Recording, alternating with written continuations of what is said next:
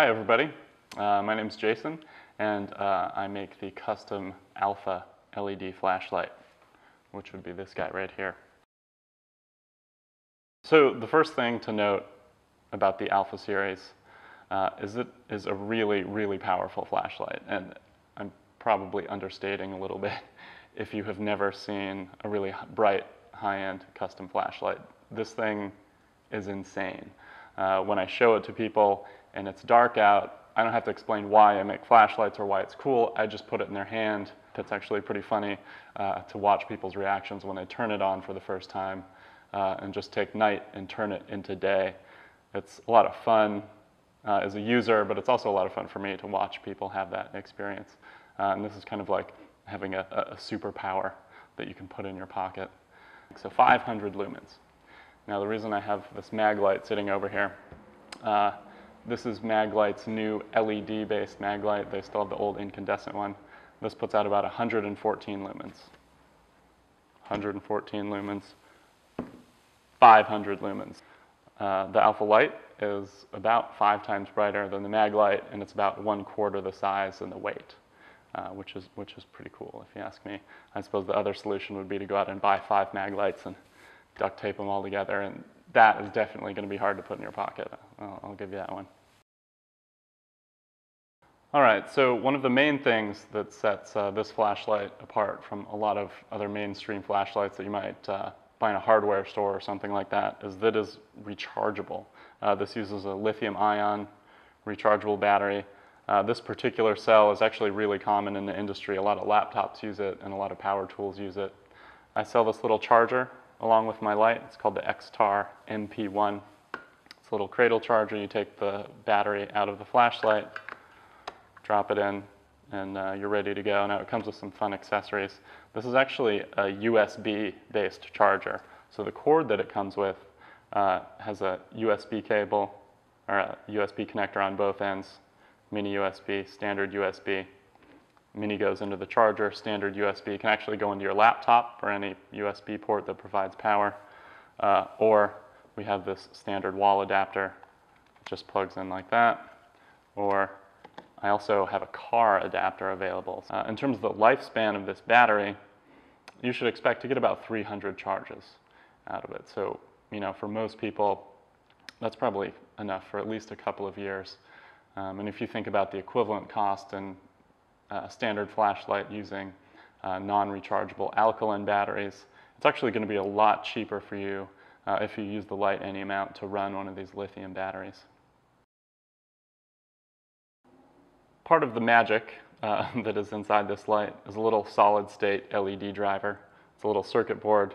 It's populated on both sides. I'm not sure if you're going to be able to see that or not. This will give you 3 power levels in this particular light, high, medium, and low. And you access that through the tail cap switch. And I guess the first thing you should know about operating the light is the difference between a press and a click. Now, if you're familiar with photography at all, it's basically the same principle. Press the button just a little bit and the camera will focus, and then you push it all the way down to take the picture. Same idea. So if I press the button just a little bit, the light will actually come on. And I suppose the other way to think about this is that it allows you momentary activation. You don't have to click the light all the way on. You can just press it a little bit, it turns on, and then off. So to change the levels, you press the button repeatedly. So that's, well, let's see where we are. Low, medium, and then high. And then if you want to latch the light on a certain mode, you click it. I suppose you can hear that on the microphone. Now, if you leave the light on for 2 seconds or more, it's going to remember that last mode. So I'm going to shut this off, and when I turn it back on again, it's going to come on high. Now, if I want to shift into low mode, turn it off, press twice. Now it's on low. I'll click it on, wait for 2 seconds, press the button again. It comes on low the next time. I really intend this light to essentially last forever. The LED should last for somewhere between 30 and 50,000 hours, which is years and years and years. So it's important for me for this light to be, sorry about the noise, it's important for it to be durable. One of the more vulnerable parts of the light is actually the switch, and that's just kind of the way it is. It's a mechanical component, and it's got lots of moving parts. Eventually it's going to wear out and break. I mean, it should last for years, but in the event that something happens, maybe you drop it and it breaks, it's really, really easy to replace the switch. Now, I did a torture test video where we drop tested the heck out of one of these lights, and eventually the switch did break, and I said it took me about a minute to change it. Okay, so here we go, replacing tail cap switch in less than a minute. I've got my spare switch here. I've got my flashlight. I'm not actually going to time it. You can time it if you want, but I'll try to do it quick. Okay, go. I got a head start there. Take the clip off.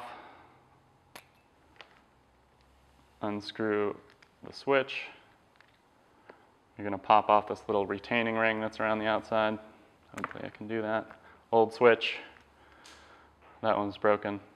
I'm going to put the retaining ring on the new switch. Got it. Screw it back in. Make sure it's tight.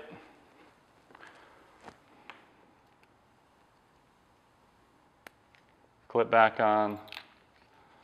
Oh, and there we go. It works. See if it still turns on and off. Outstanding. I'm not sure if that was actually a minute, but I think it was pretty quick. There you go, easy peasy. A little side note here, I just threw that switch behind me. It's actually kind of dark in the shop. And I'm like, man, how am I going to find that switch? Fortunately, I have a flashlight.